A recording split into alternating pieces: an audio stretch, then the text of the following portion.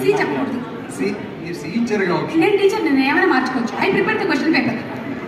Definitely నివేదతో act చేయడం అనేది it's blessing in disguise. So very honoured to act such an incredible performer. Okay, మనం 35 నన్ను కొట్టాలని నుంచి పైకి కొట్టాలి. 35 ప్లస్సా 35 మైనస్సా స్కోరు? మూవీలోనా? కాదు, రియల్ లైఫ్ మైనసా? అవునా? ఓకే, అయితే సరే నివేదాన్ని అడుగుతాం ఇప్పుడు.